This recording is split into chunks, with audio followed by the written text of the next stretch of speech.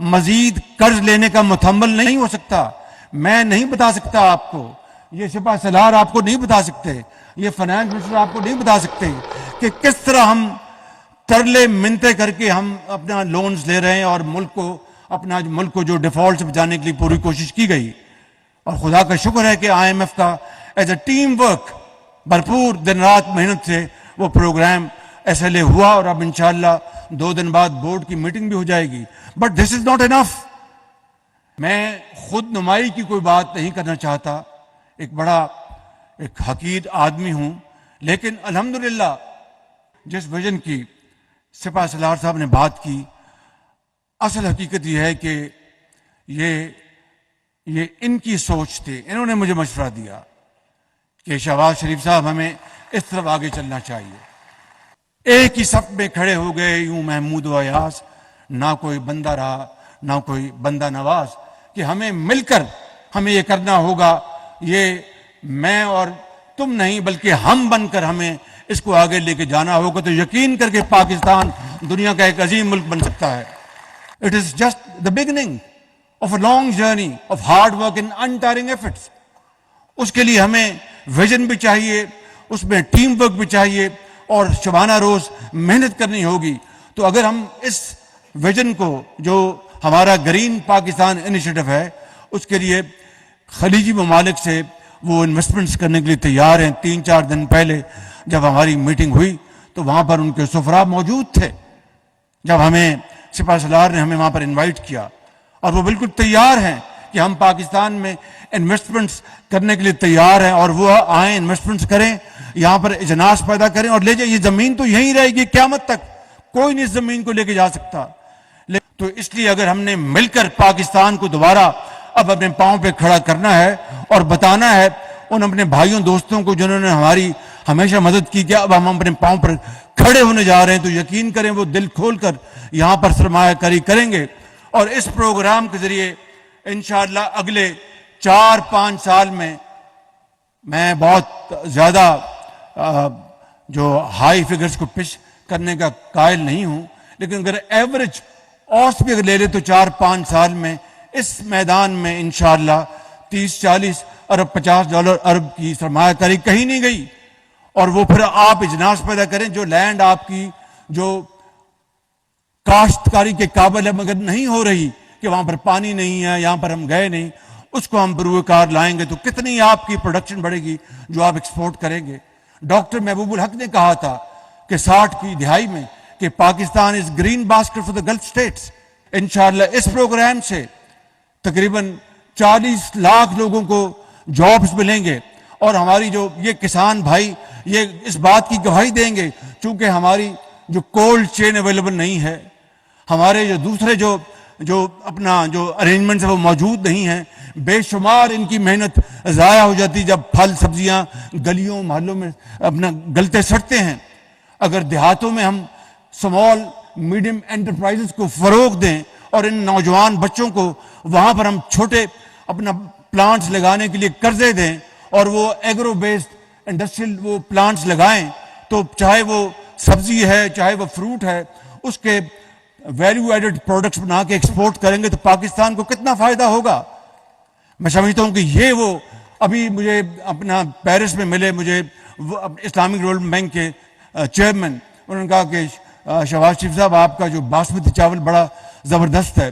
تو سردار ایاز صادق میرے ساتھ کھڑے تھے, میں نے کہا ہم انشاءاللہ ایک اور ان کو تحفہ بھجوائیں گے, اور جو سب سے لمبا باسمتی چاول جو ہے وہ ہم ان کو بھجوائیں گے. لیکن اب باسمتی میں اب آپ کے اور بھی کمپٹیٹرز آ گئے ہیں دنیا میں, تو میں سمجھتا ہوں کہ ہمیں انشاءاللہ جس طرح یہاں پر بتایا گیا کہ ہمیں اپنے اللہ پر توکل کرنا ہوگا, ہمیں اٹھنا ہوگا اور اس بات کو تسلیم کرنا ہوگا کہ ہم ماضی کو خیر بات کہہ کے رونا دھونا نہیں, ہمت کر کے انشاءاللہ پاکستان کو انشاءاللہ اس کا کھویا ہوا مقام ضرور دلوائیں گے. اور یہ کس طرح ہوگا, مجھے بار بار پھر انہی اشار پر اقبال کے مجھے تکیہ کرنا پڑتا ہے کہ وہ بہت میسمرائزنگ اس کا پیغام ہے اقبال کا, کہ تمنا آبرو کی ہے اگر گلزار ہستی میں, تمنا آبرو کی ہے اگر گلزار ہستی میں, تو کانٹوں میں الجھ کر زندگی کرنے کی خو کر لے, اور نہیں یہ شان خودداری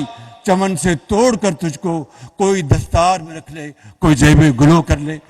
मेरे बुजुर्गों, नौजवान साथियों, बहनों, मैं आपको आखिर में ये कहना चाहता हूं कि ये जो ग्रीन पाकिस्तान इनिशिएटिव जो है, ये हमारा एक मुश्तरका कौमी हमारा फरीज़ा है, हमारी जिम्मेदारी है। और मैं दिल की गहराइयों से शुक्रिया अदा करता हूं सिपा सलार साहब का, उनकी पूरी इस तावन का और कमिटमेंट का मैं शुक्रिया अदा करता हूं, अपने वजीर ज़राअत का और अपनी टीम का। और मैं ये मिनिस्टर हमारे चीमा साहब बैठे हैं, इंतहाई लायक एहतराम है, बहुत इनको उसका ज़राअत का इल्म है। अब देखिए कि मुल्क के अंदर $4.5 अरब का हमने खूरदीन तेल इंपोर्ट किया।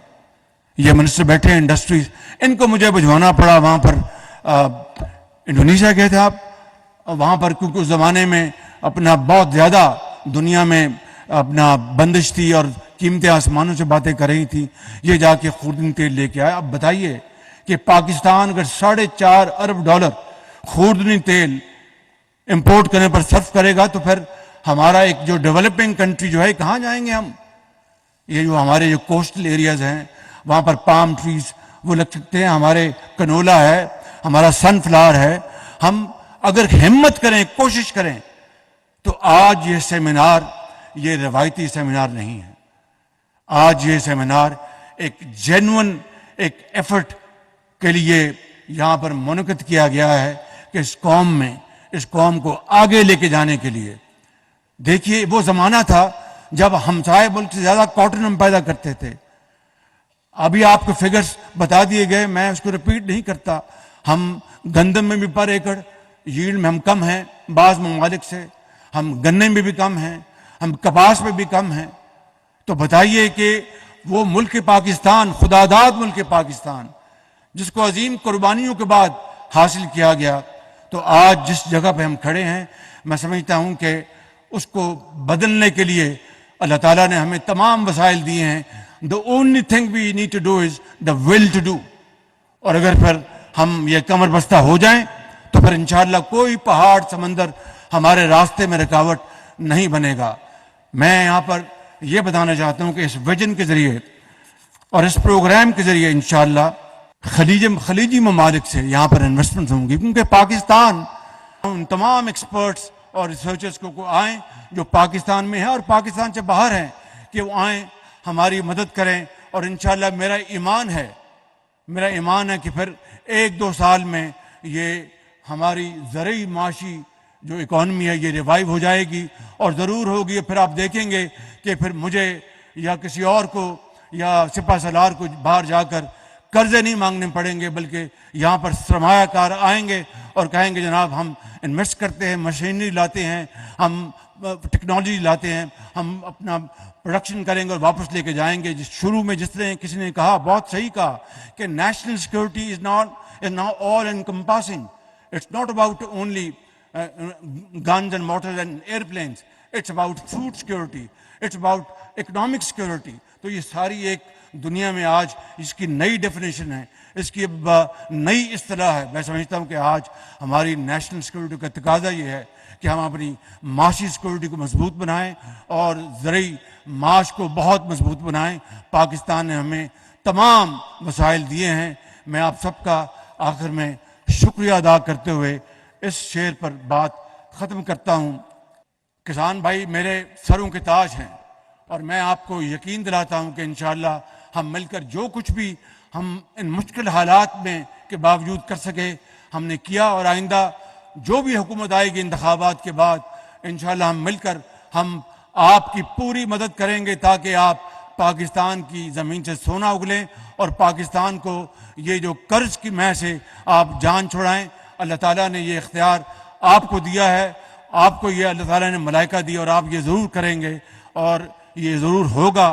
मैं ये कहना चाहता हूँ आखिर में कि जब अपना काफिला अज़्म यकीन से निकलेगा, जब अपना काफिला अज़्म यकीन से निकलेगा, जहाँ से चाहेंगे रास्ता वहीं से निकलेगा।